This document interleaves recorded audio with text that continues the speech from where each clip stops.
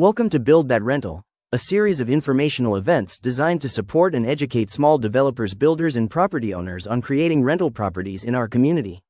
First, we want to extend our sincere gratitude to our sponsors whose support made this event series possible: All Care Health, Mid-Rogue Foundation, Common Connections, the Grants Pass and Josephine County Chamber of Commerce, the City of Grants Pass, the Grants Pass City Housing Advisory Council, and the Rogue Gateway Rotary Club.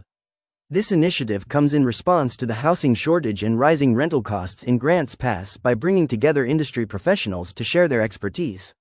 We hope to provide valuable insights and resources to help navigate the complexities of rental property development, from land use codes and financing to construction and incentives. Tonight we begin this evening with the second in the series addressing city building department processes and timelines, followed by mortgage financing questions answered by area experts for new construction and developments. We look forward to an informative discussion and encourage you to participate. Thank you for being here, and let's get started. Hi, I'm Amber. I'm the Neighborhood Housing Neighborhood Specialist for the City of Grants Pass. And I'm going to cover some of the building and permitting processes for when you're putting in a new unit. Got some housekeeping that got covered there. That's me, if you can't tell. So we went over some of today's topics already. I'm going to go over the GIS mapping program we have free on our website. This is a really helpful tool for people to utilize. Believe it or not, sometimes we get hand-drawn plans turned in at planning, and that's not the most helpful when we're trying to figure out what exactly you're trying to build and whether it meets development code. So this is a helpful tool you can utilize both in figuring out like what your zoning is and whether you're in the floodplain or not, but also just to have a starting point of what your property is, what size and the dimensions, what existing buildings are there.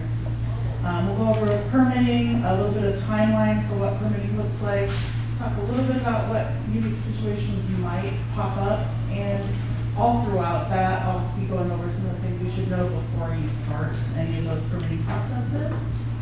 So for GIS mapping, up here I do have the link, not super helpful, but I'll also probably hop over to the computer at some point and show you that mapping situation. You can get to there from the city website. It's got its own button at the top that says the mapping systems, and in there's some key layers that you'll want to utilize. Zoning, of course, so you know what zone, whether you're residential or commercial, what type of residential. You can peek at the comprehensive plan and see if there's any plans for the future on that lot. Some things might be, if you haven't been annexed into the city yet, or you're in the urban growth boundary, what zones those might be planned to become, whether or not you're planned for having something like a public right-of-way going through a larger property, those things might pop up. You can also see where existing utilities are around your neighborhood, whether you're close to a water line or sewer, stormwater. So that's really helpful if you're looking to develop something that doesn't have anything on it already, so you need to know where your connections are. There's a lot of environmental stuff on there as well. Are you in the floodplain? Do you have wetlands on your property? Buffers for streams? All of these are going to affect where you can put something. If you're wanting to put an ADU or a second unit or something bigger, you need to know whether these things are going to come into play or prevent you from placing something in a specific spot on your property. And we also have aerials, images of the city. Again, this is really helpful because then you can get dimensions of your property, you can measure things, it can tell you how many feet wide your property is and all of that. But you can also just look at throughout the years, we're going all the way back to 1938. So if you want to see historic areas of your property, and that could be fun too. So a lot of people want to know if they need a permit for certain things. When I first got my job at the city, I learned, yes, you do need a permit to put in a dishwasher. So anything that you're adding a new plumbing or electrical piece to, you want a permit to. And yes, I was frustrated as well because it was an added cost, but I had it explained to me that if I didn't get the permit, nobody would know until my dishwasher leaked and my insurance insurance company laughed at me because it was unpermitted and they weren't going to cover anything. So that's a really good excuse as to why the permit's helpful. But also you have the city come and inspect and make sure it's been installed properly. So it's a little added safety net as well. You want a permit for new construction, alterations to existing buildings, structural, plumbing, mechanical, and electrical, fences, decks, sheds. There's lots of things that need permits. Honestly, call and ask. If it doesn't need a permit, then yay, you talk to someone for a couple minutes. But if it does, then you know you've got it covered. Right. So then you need a permit. You're putting in an ADU, you're going to need a permit. When you go to get a permit, the website works best with Google Chrome or Microsoft Edge. So just some little things. We do have checklists on the website under the building department that can help you make sure you're turning in everything that the city's going to need. But the planning department is trained to help people through this process. So I'm going to say this a lot tonight. Call the planning department. They will not be judging or there's nothing to be embarrassed about. They will help you through the process. They'll tell you what you need. And sometimes they might say, hey, you need an architect or something like that. They're very helpful. We have an online permitting program. So you would submit your application online, and anything that you submit with it, building plans or whatnot, they do need to be in PDF format. But again, call the planning office, make sure that they are, just know they're there to help. So again, e-permitting, really good to know. It takes about 24 hours to get your account set up for e-permitting. So if you're really got your heart set on applying on a certain day, sign up for your account a day ahead of time. So yeah, you want to sign up for your account ahead of time. It walks you through the process to sign up for it. This is pretty much literally taking from the website and walking you through the process. I even edited it down because it said, push this button and then wait 2 seconds, and then it really walks you through it. But long story short, you're going to need an account. From that account, it will track that you've submitted, where it's at in the submittal process, where it's at in the review process, whether you've paid or not. It's going to tell you everything you need to know. So, yeah, it's pretty handy. On the website, but also up here, I have, there's a couple different tracks of timelines, but the city does have their timeline requirements for when they have to be done reviewing and either approving or giving you feedback or telling you it's not going to work on your permit. So it doesn't just sit in the ether until we decide to pick it up. We have requirements on what we have to review. So for the first track, these are commercial remodels, manufactured homes, residential remodels, single family residential. These are 10 working days for that track. And then it's got a list of requirements, but I won't go too far into that. And then track 2 on the next slide. You know what? Yeah. Can you go back and can you talk a little bit about what a pre-application is and the benefit to a general builder like do the pre-apps? So a pre-application is basically it does cost a little bit, but you're going to talk to a planner ahead of time, and they're going to delve in to the development code and really go into, hey, this is what you've submitted.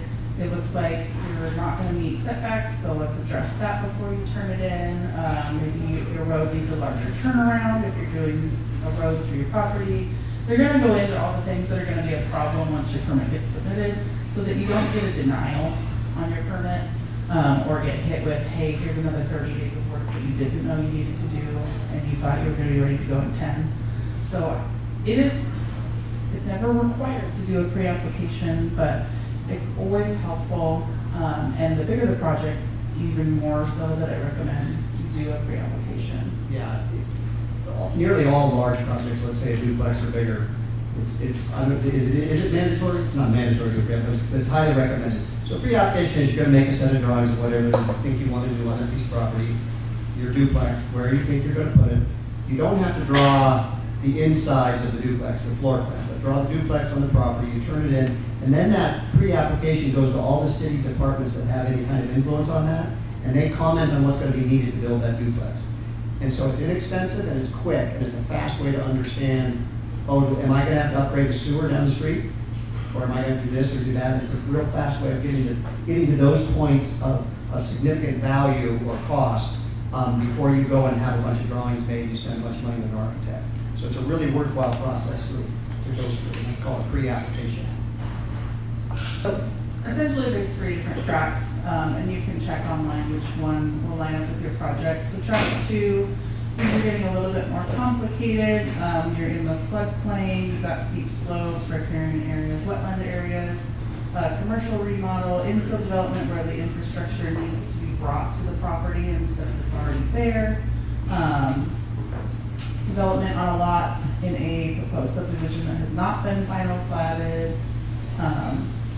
These take a lot longer, or not a lot, a little bit longer, 20 days, because there's a lot more steps that the planning and building department need to go through and check and make sure are lining up for your project. So just be aware if those issues pop up, it's going to take a little bit more time. And the planning department will tell you that when you submit as well. And then we have track 3, which is a little longer as well. So this one is the big one. So these are projects where you need which a development permit is required in accordance with the development code, commercial and industrial development, comprehensive plan amendments, multifamily developments, developments that require land use application and approval, partitions, subdivisions, variances, and zone map amendments. So these are bigger projects, or some of these are even pre-projects to your development, like changing the zoning. Those take quite a bit longer. Some of these items, they take longer because they need to go to the Urban Area Planning Commission, they need to go to the state for approval.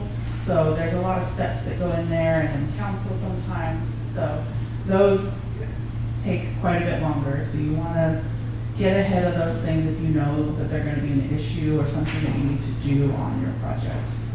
I have a question. Yes. So last time we talked about basically buying somebody's backyard, making an ADU, middle housing pieces. Which track does somebody who's actually working in middle housing or trying to do just a small ADU, where do they fit? So middle housing land division. That's an excellent question. I know that middle housing falls under track 1, I believe. Is that correct? Yeah. I'm looking at that because he's Development- doing this, so. Development does, but the land division subdivision does not. will not. So Right. that's going to be the That's gonna longer be- bit. That's gonna be track 2 or 3, depending on the complications and what the original lot is like. And those will happen separately. You'll do your land division and then your building. So, it's not one item. So you need to be aware of that as well. And the other thing to be aware of is some things don't happen at the same time concurrently. Some things have to be fleshed out, planning has to get fleshed out before building moves in. So one of the things to be conscious of when you're thinking through a project is that there's the planning land use, and that's one permit, and that has to be fleshed out and nearly finished before the building permit starts. So there's a timeline for one and then a timeline for other. So it ends up stretching the timelines out quite a bit. So be conscious of that when you're thinking through, okay, I can get this done in 6 months, or no, it's 9 months or 12 months. When you get into more complicated track 2 and definitely track 3, you have the land use permitting process, and then you have the actual building permitting process. And so ADU, which is kind of an infill project, should almost every case go with track 1 that she described, which is the 10-day permitting process. But then you talked about then selling off the land the ADU was built on, and that becomes a track 2 or a track 3 process. So do we have any questions briefly before yes? So if you have a piece of property that you're going to do multiple ADUs on, does that change your time frame?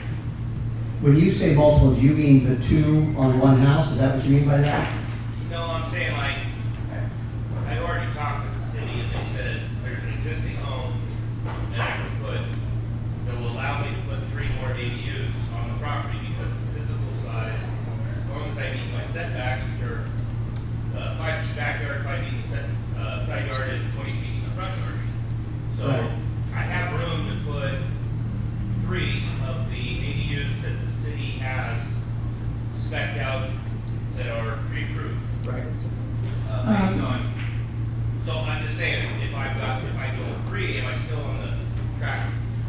If you're not dividing the land up, you should still be under track one, I believe. Okay, yeah, Yeah, now 3 ADUs, has city planning changed that? Because, Are any of them attached? no, none of them are attached.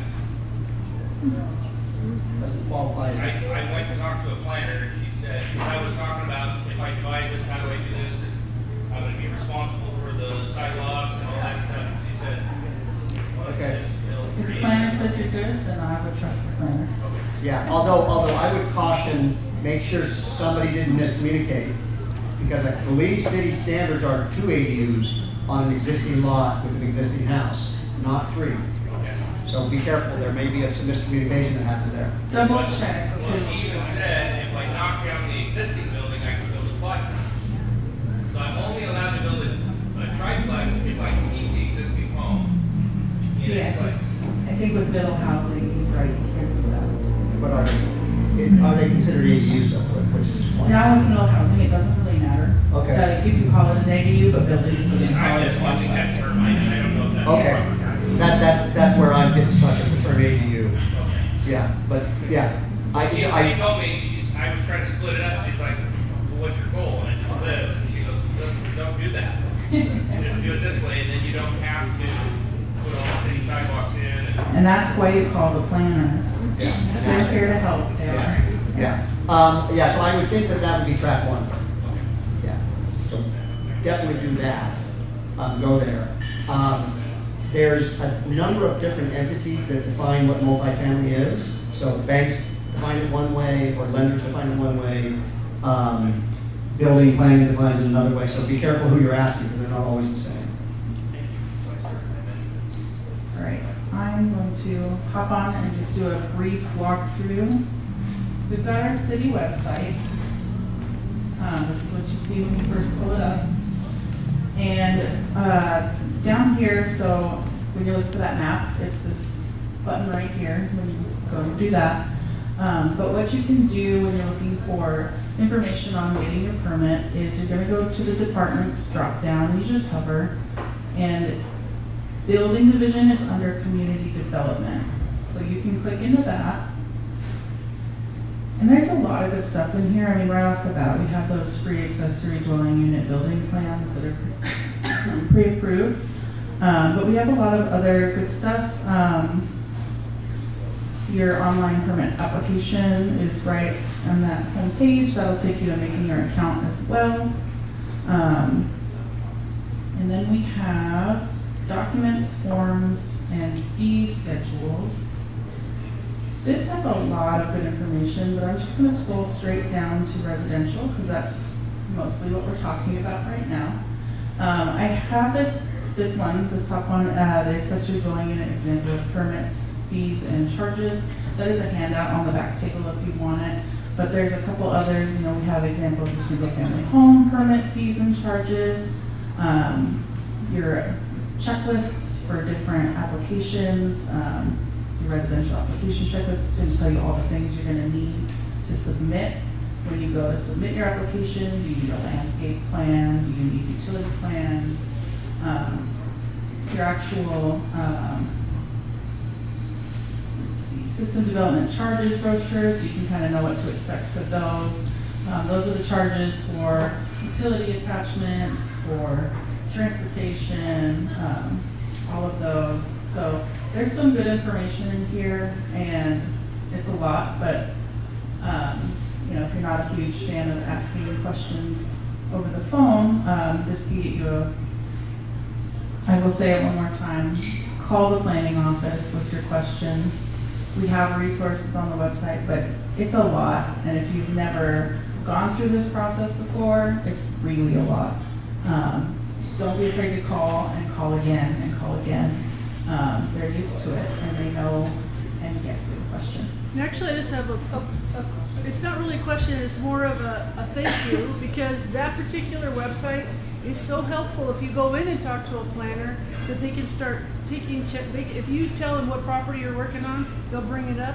They'll start taking different layers and showing you different things, and there's so much information that if you're not familiar with how to use the website itself, You just learn so much just going in and talking to them because they bring it up, and then they can provide you that information, and you can go back and look at it again on your own computer. So they're just so helpful to be able to see it right there visually. Yeah, and so what Heth's talking about is typically you're gonna come in and they're gonna say, well, what's your property? And they're gonna pull this up, which is free on the website. You can pull it up at home. And they're just gonna find your property. I'm just gonna go random property. And we wanna know, quick questions are gonna be, well, what's the zoning? So we'll pull up the overlays here and find out. Sometimes it takes a while to load, that's okay. Under planning, they have all of these things like zoning, but you can also see, there's some special districts that come up. And then we also have, your utilities, maybe they'll want to participate. I can see my water mains now, so these blue lines came up. I don't know why zoning doesn't want to come up, but sometimes things don't want to participate, but usually it works pretty well.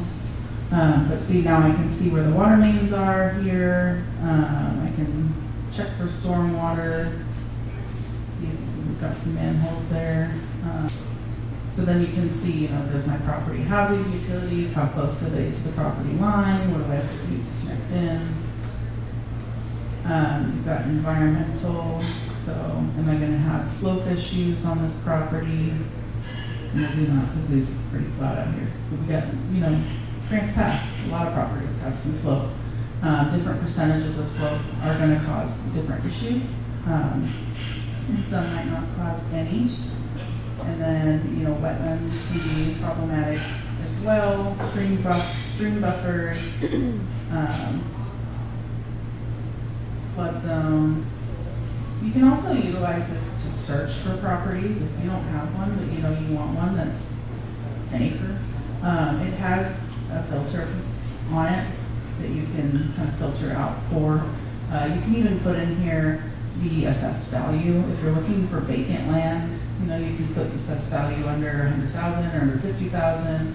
That is 3 acres, and see if anything pops up for you. And then it'll tell you through here. It pulls information from the county, so it'll give you the owner's information that's through the county, so it's public information. So if you're looking to find some lots to build on, they can help you track down lots. It's a pretty useful tool. I recommend people just kind of hop on and play around with it. Are there any questions about this? Do you know how frequently some of this is updated? Daily. So if a sewer line changes somewhere, somebody updates it fairly quickly? Typically within a couple days. Yeah, we have an active GIS department.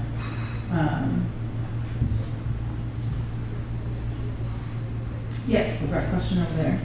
Is it possible to throw up a couple of elevations of pre-approved ADUs through your site?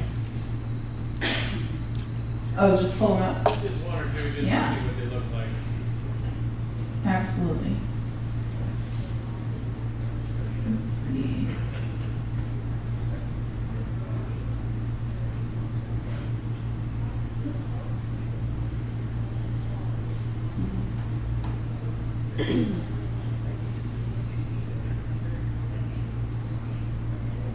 So under the pre-approved building plans, we've got quite a few. We've got studio, 1 bedroom, and 2 bedroom, I believe. So let's go with option C. So this is, they've got their elevations and all the drawing plans and all the stuff you need.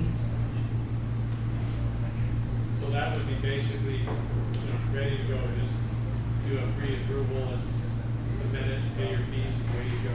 Yeah, so you're basically just checking siding with this. Is it gonna meet the setbacks required? Is it gonna be able to fit on the lot? And do the utilities hook up to it easily? Yeah, but these pre-approved plans are really useful, save you quite a bit of money and time. And it's very helpful to actually visualize what you can get done as well, when you're just kind of thinking through your own ideas. Even if it's just going to be, I'm going to attach an ADU to a house, and it doesn't quite fit this, you could cobble this together and use half of it for what you're doing. Now, if you do alter it, it's not pre-approved at that point, but it still saves you a bunch of time and money if you've got a pretty much done thing and you just altered it a little bit, so. This is like pre-track one, because it's pre-approved, but. Yeah, and ADUs also have the benefit of the city of having, there's a few different SDC fees that are waived with ADUs. I think they're parks, sewers, maybe? There's a few of them. Parks and the basic utilities typically. Yeah. Saves you about $5,000 on the system development charges, so it's pretty handy. Yeah, ADU is a term that is, I guess, going to be obsolete really soon with middle housing.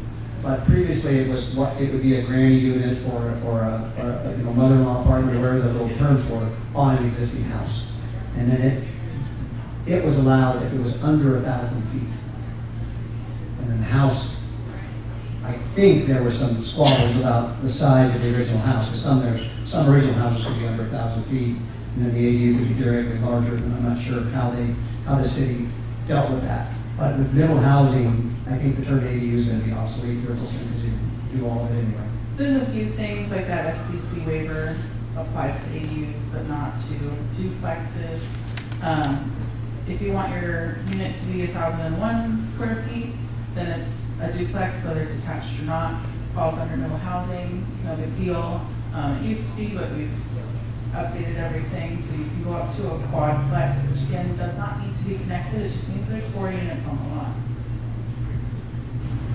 Is there a way to know that submitting for permitting for ADU would trigger the need for curb gutter sidewalk instance? Or is that just come talk to planning? Come talk to planning.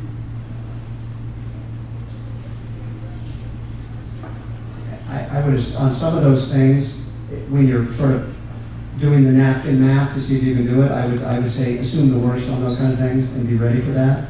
And then if you do not have to put the curbs and gutters in, it's great, but assume you'll have to. I think we have quite a few people or quite a bit to talk about when it comes to lending and loans and everything, so that'll be excellent. And pizza's not here yet, so we can start with the next half of the event for tonight, and then we'll take a break in 15 minutes when the pizzas show up. That's all right. We're going to cover some lending and what's involved with lending for construction loans. Let me see if I can pull up that presentation. And I will be here, I'm not running away right now, so if you think of questions while we're eating or even afterwards, I'll be around. I do have my card and I don't bite, so. Thank you, Amber.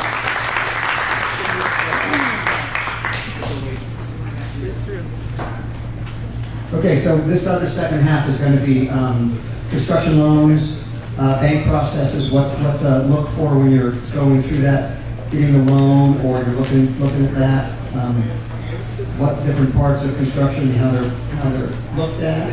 And so we have Jena, Heth, Tammy Morgan, Sheri Amaral, and Deanne Snyder. They're going to talk. Do you all mind coming up, please? I'll hand the microphones to you. Jena, you want to start? Sure. Okay. There's one there. It's going to be a crowded podium here. Thank you all for being here. Danny second. There you go. Hi, my name is Jena, and I work with Directors Mortgage here in Grants Pass. I've been a loan officer for 33 years. So what I wanted to talk a little bit about is the difference in mortgage bankers, mortgage brokers. You got your banks, you got your credit unions, and then you've got your private money. So for me, as a mortgage banker, I don't offer construction loans. I offer rehab loans. So construction loans, I think, is more of a bank, credit union, or a private money. There might be some investors out there with mortgage bankers or brokers that do construction loans, but I mean, I've never done a construction loan in the 33 years I've been doing this, but I have done rehab loans. So the rehab loans are like a contract. You find a house and you want to remodel it. You can finance, let's say that you have an estimate of $50,000 that you want. You can put that into your loan. But the one thing about that is we don't offer owner builder. So, and the other banks can talk a little bit. You don't offer owner builder, you don't offer, yeah. Owner builders, private money. So it's kind of like we want you guys to know where to go to try and get the information you need for the project that you guys are doing. So for a mortgage banker and a mortgage broker, we pretty much do the same thing. The difference is we close the loan in our name is really the difference. It's we have our own processors, we have our own underwriters, we approve the loan, we close it, closes in director's mortgage name. Mortgage brokers, they don't close in their name. They broker it out to another company. But brokers have the same products that bankers have. We all do conventional, FHA, USDA, government, non-QM, bank statement loans, the list goes on. So, and rehab loans. We both offer the rehab loans. So that's kind of the difference there. So another product that is out there is non-QM.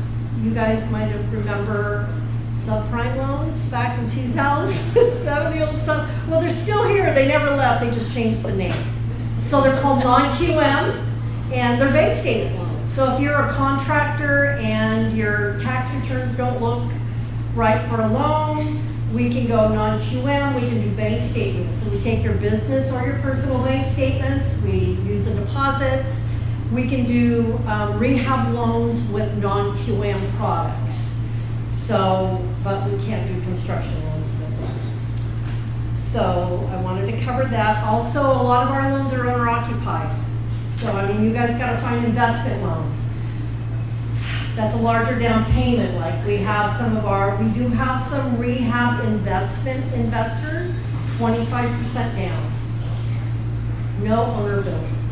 You guys gotta figure that out. If you guys, question? What if you're a licensed contractor? No owner builder. We'll get there. We'll get there. Yeah, she can do it. Come see me. Yeah. So for me, I'm conventional FHA government loans, down payment assistance. So once the home is built, I have great products for first-time home buyers and help them with down payment. So you kind of need to know the difference between all of us to be able to know where to go. Because banks, I don't know if Evergreen, if you're doing government loans, she doesn't do FHA, VA, doesn't do you guys do government loans? Oh, private money. Yeah, so that's kind of the difference for me with mortgage bankers, mortgage brokers, the products that we have. And then I'm gonna let Tammy talk. So a little about Tammy really quick, because I gotta tell you. She hired me 23 years ago when I moved here to Oregon, so I have known her a very, very long time. And she had her own construction department with Mission Hill. She has been doing construction loans, I don't know, 30 years or something. So she's a really, really good resource for you guys. So Tammy Morgan. Thank you. I'm with Road Credit Union, and I've been doing construction lending for a very long time. I don't like to say 30 years. I started when I was 12. So I was tasked with to talk about the stuff up here, but it's going to vary between all of us. So I think it's good if we all kind of hang out, because what I look at things may be different for you, will be different for everybody, for sure. So from a self-employed standpoint, we need 2 years tax returns. If we're, like right now, a lot of people have filed 24, so we need 2 years tax returns, a profit and loss covering all of 24, and a profit and loss year to date to just balance things out. Credit history, we'll go down on construction, we'll go to a 660 credit score. That impacts obviously loan to value, how much money you need to bring to the table.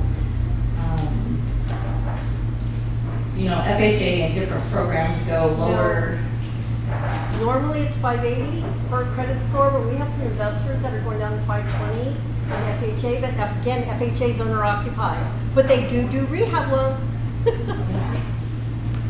Job changes. So if it is the same line of work, or we can make it seem like it's the same line of work. We look for a 2-year history. If there's gaps, we need to explain those gaps.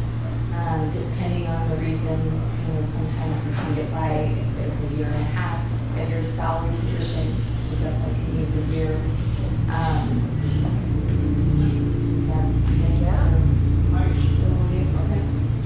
Loan to value, that varies. On construction, we'll do as little as 5% down as long as it's a conforming loan.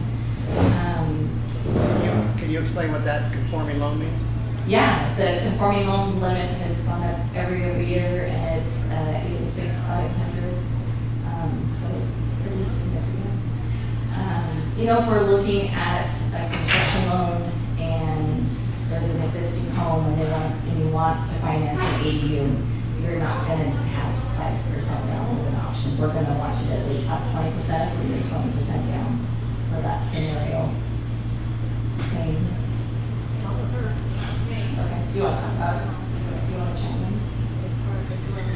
Yeah.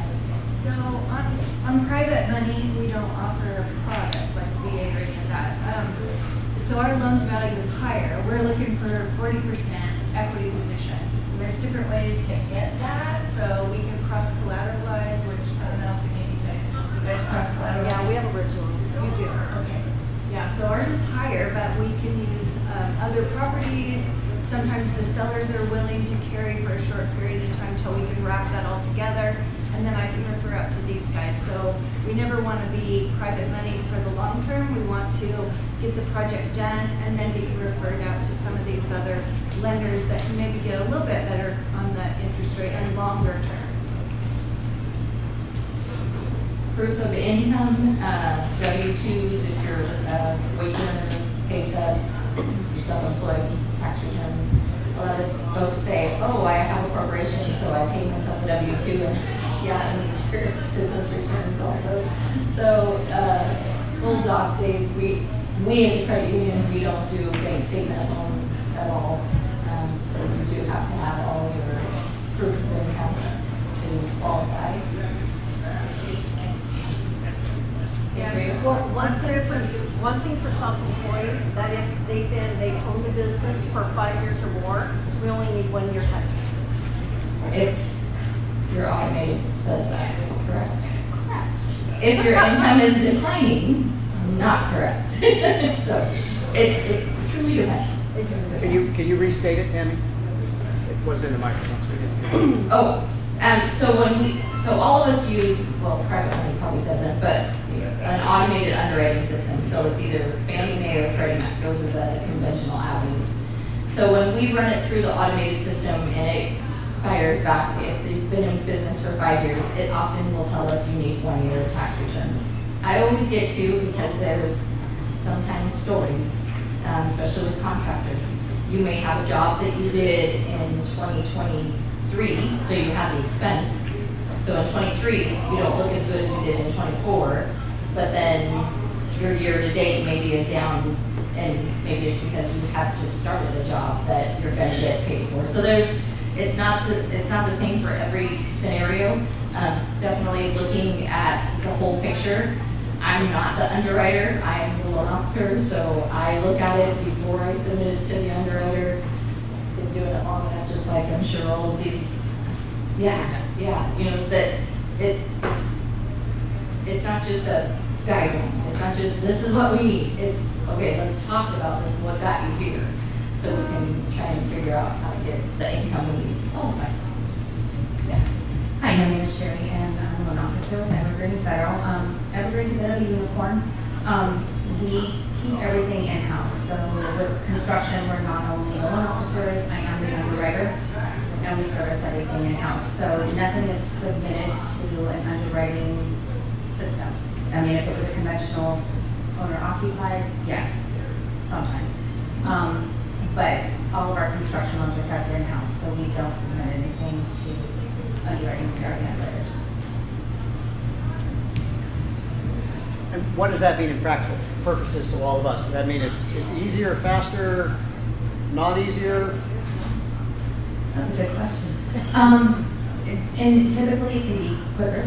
Literally nothing leaves that office. I collect all of your paperwork, I underwrite it all, we get We have what's called loan committee every morning, where the VPs and the loan officers get together. I would submit your loan for approval, and as long as it meets the underwriting criteria, it would get approved, and then we would just move forward from there. So if you needed to bring documentation, paperwork, you bring it directly or email it directly to the loan officer at Evergreen. Nothing else to go anywhere. So it can be much more convenient. A lot of our builders have bookkeepers, which is fine, and they submit all the documentation on behalf of the builders as well. Do the builders have to be pre-approved? All of our builders are pre-approved. It's a little paperwork heavy at the front, but our draw process is really pretty streamlined, pretty seamless. So the builders, grumble a little bit at the beginning, but the draw process really is pretty simple.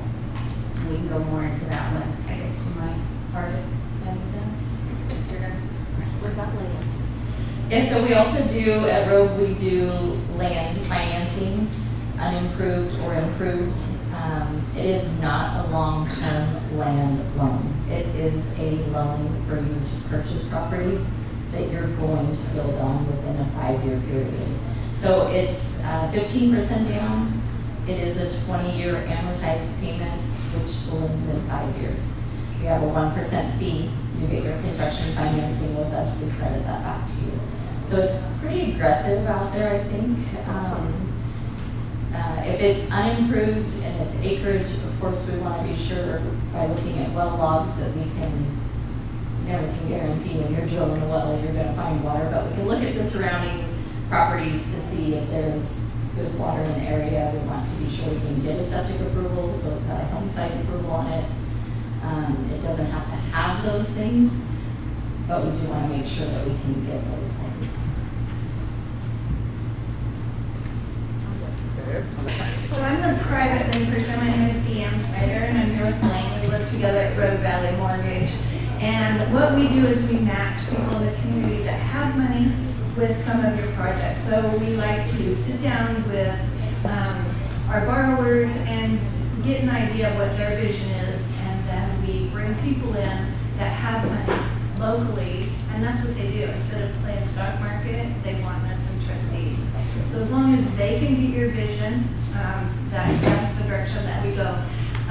So I wanted to touch back on this slide because we look at it so different than conventional or mortgage bankers. So on the self-employed employed side, we can do bank statement loans, even 1099s. We don't necessarily look for tax returns. If you have them, that's great, but we don't need that.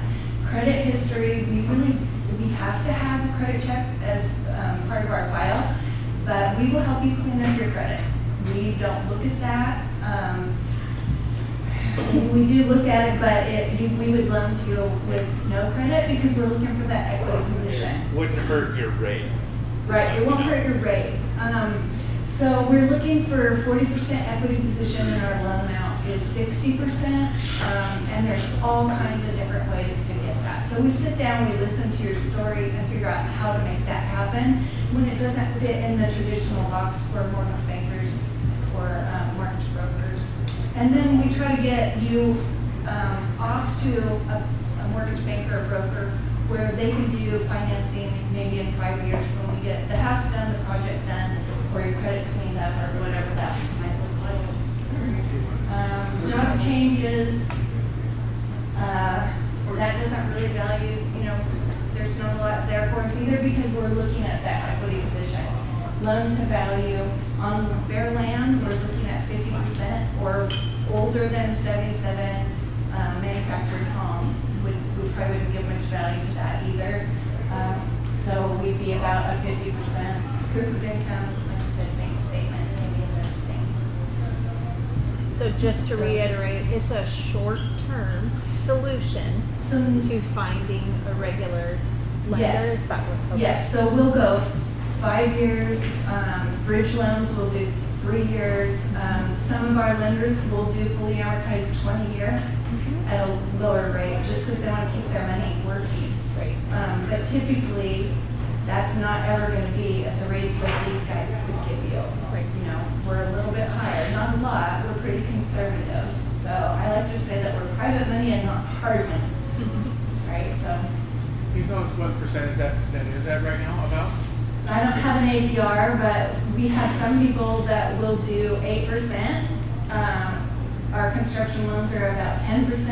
And then when you get your certificate of occupancy, some of those lenders will lower that back down to the 8 or 8.5, just to keep their money working. So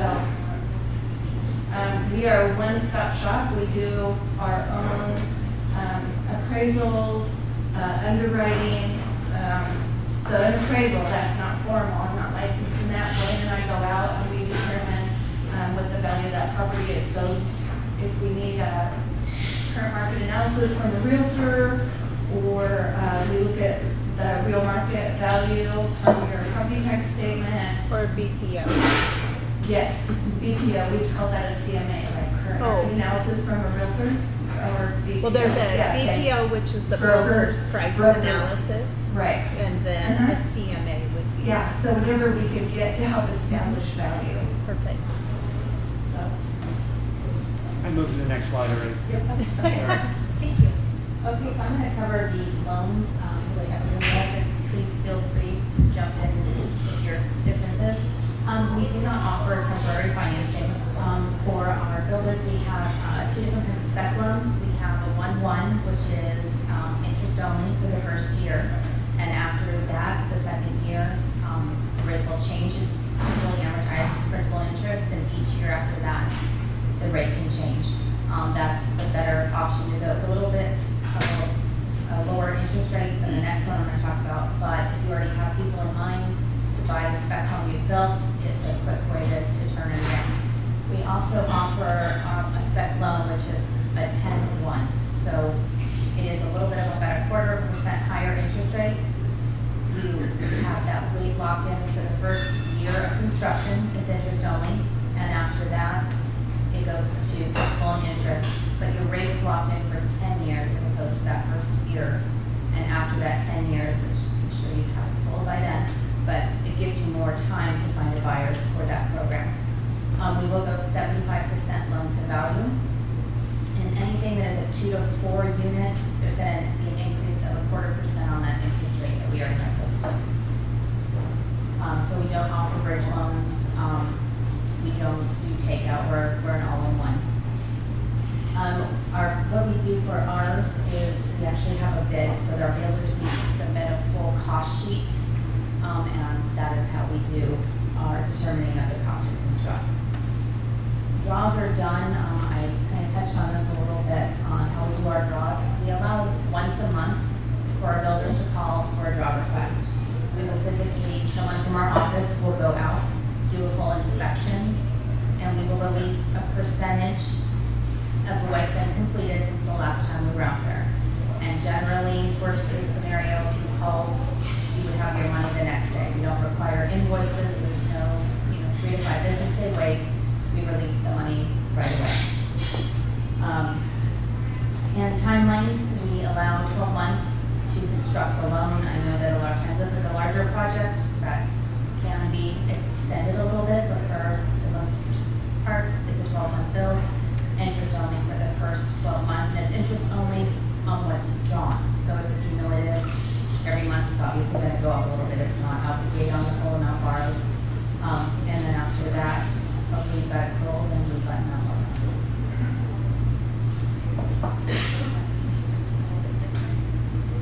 So our construction loan is a true all-in-one as well. We have a 30-year fixed. We also have adjustable rates 5, 7, and 10.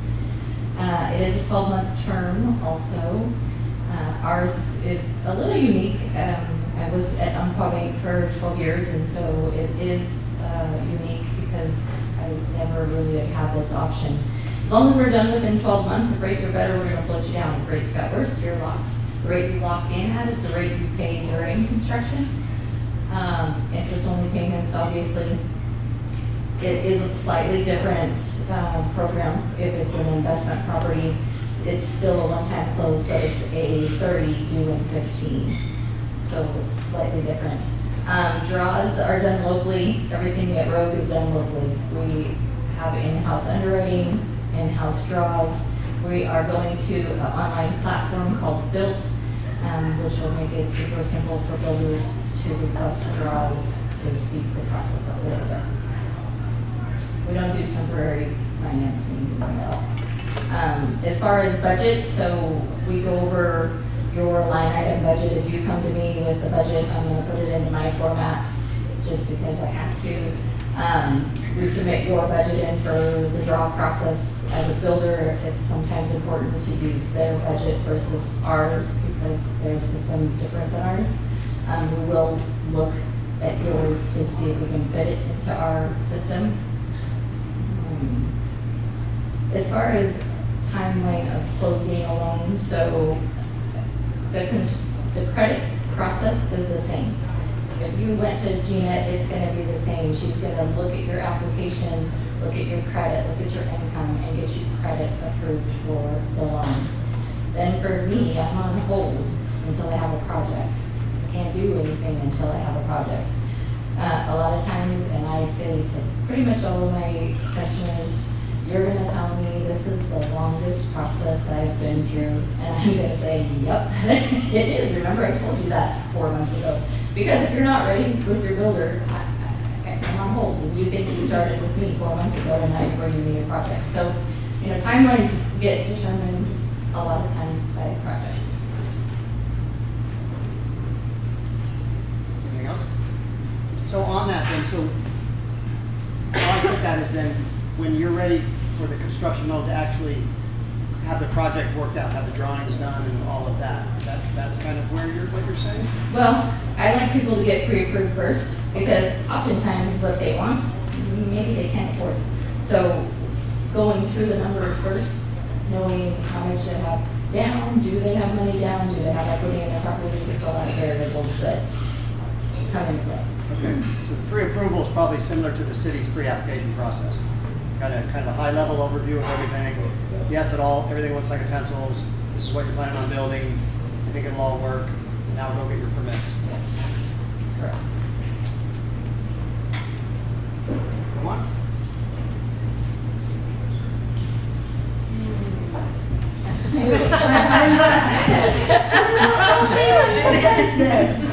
So, as far as owner builders, you can be your own general. We do look at a total cost breakdown and look for licensed and bonded subcontractors. We would want plans, we would want a total cost breakdown to look for the value of that project.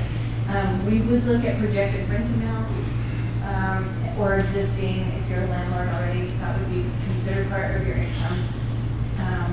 Non-experienced owner builders, I guess as long as you are hiring people, we would look for a license and bonding. So if you want to be your own general, that covers that. We will do owner builder as well, as long as you are a builder. If you said, Tammy, I built 20 years ago, and I said, well, do you have your license? Are you bonded? No, but I know how to build a house. Great, I'm not your person. Sorry. But we always look at risk, right? Construction lending is risk, always. So the bank has to look at their position, and if you are a contractor and that's what you do, and you come to me and say, Tammy, I want to build my own house, I'm going to say, all right, let's take a look at it. First, how much equity do you have? Second, is this going to take away from your income? Do you have other income coming in? So I can go to management and say, listen, I've got a really strong borrower, builder that wants to build his own home. So it's not a no, it's a well, let's run it through. Rogue is that way, so very different for me. Coming from a bank and being in a credit union, we do a lot of unique things. If it's right for the member and it makes sense, we're going to take a look at it. So just because you're hearing me say I don't do owner builder unless you're a builder, you may fit into a certain category with us if you're a member. So back to that same point then, so somebody who's doing, you said you have builders who are doing spec. So I assume that that means they own that property. So Yes. how do you say you don't do an owner-builder, but yet, We don't do an owner build if you're looking to build your own primary residence. okay. Because we have run into the occurrences of, well, you're out building someone else's home, who's building yours? And most of the time it's, in the evenings, on the weekends, and that 12-month allocated time spills over into a much longer term. So, yes, if you're building duplexes, subdivision, you're building for someone else, yes. But for your own personal residence, we generally will not do that. Okay, so somebody who potentially wants to build a duplex for themselves, that sort of scenario is something you might Correct. finance. Correct.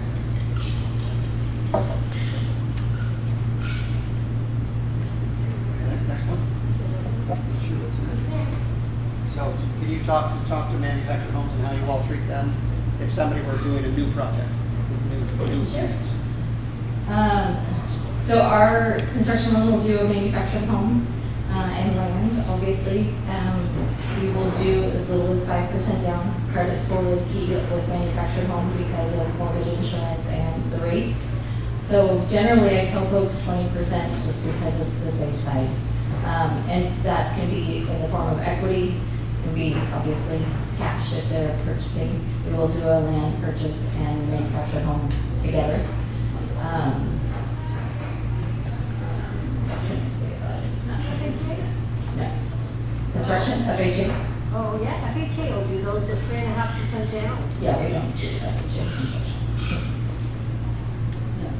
We will do the construction, however, it's gotta be a manufactured company that will work with our draw process. Yeah. We do it in thirds, so it's gonna be, when the site is ready to go, we'll release a third to the manufacturer company.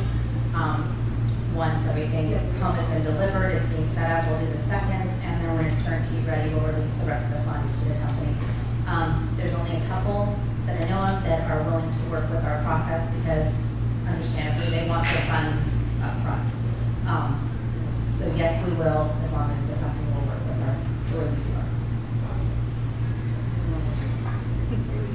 Any others? Nothing different with you, Deanna?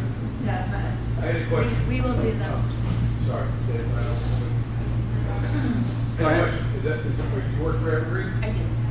So do you have manufacturers that you can recommend that work with you guys? The one we can't recommend, I know that one of the companies that has worked with our process is Crown. Okay. I work with Crown, with Palm Harbor, with Clayton Homes, with Holton Creek Homes, with all of them. There are some newer outfits in the state that are not exactly, I'm not sure what the proper, is it factory-built housing, but they're more stick-built? Is that, falls basically in the same category here? Do you all treat them as the same? If it's a modular, no, it's as a single family. It's treated as a single family? Modular, okay. Can you state that again louder, please? Yeah, if it's true modular, not manufactured, it's treated just like a single family residence. Stick built, wood framed. Okay. I think the next one is subdivisions. Subdivisions is, that's just gonna be, the easy answer is it's commercial. So we do have a commercial loan department which handles all of the underwriting, and they do things completely different. I'm the residential loan officer, but we do subdivision loans, they're just gonna be handled by a different loan officer for commercial. Yeah, we offer them as well on our commercial side. Yeah. So I in- don't. So in the scenario where the new land use codes, the new land subdivision codes allow for 1 acre to be chopped up in little pieces, are you treating that the same as the larger subdivisions, or is that, I mean, I'm sure it's unique to the plan somebody might have, but how do you treat that? Well, it depends if they're gonna sell off each lot or if they're going to retain it and put in houses. So it really depends on the long term. Okay. If they're gonna sell it off, then yeah, we would do construction financing for buyers. Do a build-to-suit, which a lot of folks maybe are familiar with that. So years ago, there was a time where it was hard. You couldn't hardly get money to build because of what had happened in the market. So a build-to-suit was, you came to us, we had it all in one construction loan, and you built what they wanted with their money. So, we are seeing some of that come back around where builders are asking, hey, I talked with a builder here and he was like, what? Build-to-suit, what? And I said, yeah, you have plans, you have the lot, but you don't have the cash. So put a sign out that you'll build this house, come buy it. We did I'll give you a scenario here. We did a 10-lot subdivision, and we did partial releases. So they would build a spec. I think we gave them 2 or 3. 2 to start. And so then he started building them, and as they would sell them, they'd pay down so we encumbered the whole subdivision. We had a group or a team of investors that did that, and then we would release them, and they'd pay us $75,000 or something, and then we'd release that. So yeah, it worked really well. And at the end, yeah, that's cool. We're free and clear as well. Anything else? Questions? So the obvious question was, did you answer the question about actually financing on ADUs? Did anybody ask that? Will you finance an ADU? So it's not just an ADU, because you can't just, if it's on real property, you can't just loan on an ADU. It has to encumber everything. So yes, we'll do it. The unfortunate thing is 90% of the calls I get, they don't want to get rid of their first because they have a 2.5% mortgage or 3% mortgage and they don't want to get rid of it. Yeah, we can't go behind another loan to do that. And oftentimes you need that equity, so, or if you have equity, maybe you can do a line of credit to pull the funds you need to build it, but then you have, a variable rate. So we do it. It's just, you have to give up that sweet rate that you have. And we would do them also, unless they had a really low existing mortgage, we would not come in behind that. So sometimes we'll do a small second, or we'll do a second for the ADU if there's a really small first. So we all will do HELOCs. Explain that. A HELOC is a second. You guys have HELOCs, you have HELOCs. We're rare. Very rare, we have HELOCs. I'm going to give you this scenario, because I had to call Roe to get the answer to this. So I closed a loan a couple weeks ago, and it was a purchase. And I think it was $520 purchase price, and the appraisal came in at $680. So the buyers called me up and says, hey, I want to take some of that money out. So I called Roe, and 90 days after you close, you can get an equity line. They don't use the acquisition cost, they will use the appraised value. And I don't know anybody that does that. 90 days, do you do that? Yeah, I don't do that. So if you have a lot of equity in your home, HELOCs are available to pull that money out and build your ADU or whatever you might want.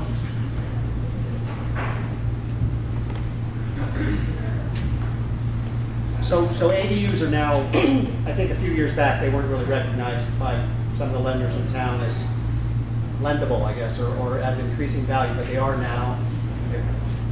That's good. Things are constantly changing. Yes. Hard to keep up with the changes. Yeah, and one of the things when we started this and we started talking to Jena, who's helped me set this part up, is she did describe that for the person who's looking for a loan, be sure to not necessarily shop around, but they all do different things. So understand that. So you really do need to call different banks and different entities and say, okay, what can you do in this scenario and whatnot? Because they have different parameters. Yeah. And that was sort of new to me. Yeah. If I had somebody that wanted a construction loan, I would refer it I usually refer to Evergreen because that's my bank. I didn't realize, the depth of what Roe did for construction loans, and I know you'll do anything. She has helped out so many times, having a client that just had title on their property messed up or divorce, whatever, I give her over to her. She fixes everything and then she calls me and says they're ready to refi. We're quick and easy. Yeah. A mortgage surgeon. Yeah. And it's good, it's like if I have somebody that calls me, I don't do the loan, I have a referring partner, I know where to refer it to, and I think that's very important to have you guys. Because we're all a team. I mean, we all work together, and nothing works if it's not done together. And it's about you guys, it's about you guys getting your loan, trying to find out how we can help you in some way. I can't, but they can. It's about you guys. And I think tonight's been good for us too, as presenters. Like now I know where I get referred to, and I know what you guys will do. You guys know what we will do, and so yeah, to help our borrowers and our folks out there. Okay. So will you state again for everybody who's watching, it looks like Channel 5 is on, will you let them know who you are and who you're with, please? My name is Sheri Amaral. I'm a loan officer with Evergreen Bank, and I'm on the main office on 6th Street. Deanne Snyder, Road Valley Mortgage, and we're on the corner of 7th and B. We also have the Civic Trustees, so they're our sister company, and they do collection escrow, all in the same building. Tammy Morgan, I'm with Road Credit Union. I am at the Poplar branch in Medford, but I do construction lending at every location we offer. So we're in Caldwell, Idaho, opening in April. We just partnered with a credit union in Redding, California. So I am their construction person. My name is Jena Heth. I'm with Director's Mortgage, and I am 2 blocks from In and Out.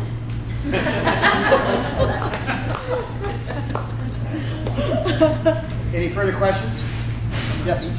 How is financing maybe different on a purchase? Like say I want to purchase a home that's a single home existing and it has plenty of land to be built to. I don't have any equity, I'm just buying it. Can I use a rehab loan for that? Like what's the best process for building it? Well, there's 2 different types of rehabs. There's like a streamlined where, like the max amount you can have out is $35,000.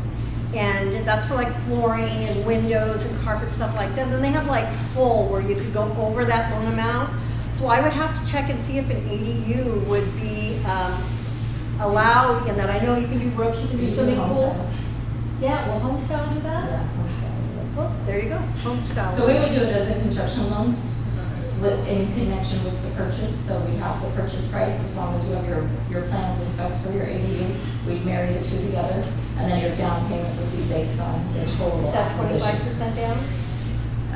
It would be 20. If they're gonna occupy the house as their primary. It's 20 if we're owner occupied, or it's 5 if we're owner You can do 5% owner occupied. Okay. Okay. I have a second question for you. Sure. So then, totally aside from the ADU, like let's just say new construction on a bare piece of land, might be the same answer. Earlier there was mention of a 5% down construction loan. Is that just for the build? Does that have to be owner occupied? And then when you wrap the land acquisition into that? So it has to be owner occupied to do 5% down, and yes, we will do the purchase of the land and the construction all in one. You just need to be very upfront when you're writing the offer. So communication with the realtor from my standpoint to let them know we're not closing this in 30 days. We're gonna need at least 60 to 75. Sometimes sellers get a little, I don't wanna do that. So if it's a property that you really want, then we would look at a lot loan potentially. Get the lot loan if you're not ready for the build. That's 15% down with us. And that's that, it's good for like 5 years. Yeah. You have to Mhm. buy it. Yeah. Thank you. Yeah. Sorry. Sorry.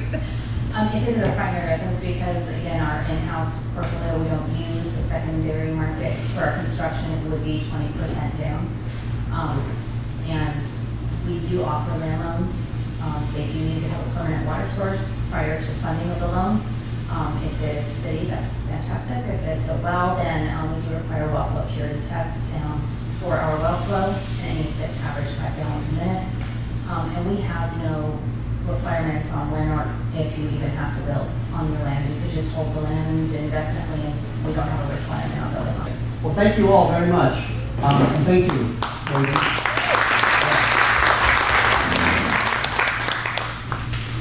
That was lovely. So the next presentation is June 2 or 3? June 3rd. And it is, the topic is landlord-tenant law, which is a large topic. There's going to be property management from Century 21 here talking, giving that presentation, and they'll basically cover sort of 3 scenarios. What you do when you first have a rental, what's your first sort of steps to rent to somebody, how to go through that process, how to develop some standards for what you rent to, and then what you're doing when you're maintaining your rental, how to interact with your tenant, and what goes on there. And then the third step would be a worst case scenario where you might have to evict somebody for failure to pay rent, and then she'll talk you through that as well. And that'll be June 3rd here, same time. Thank you all. Thank you. Awesome.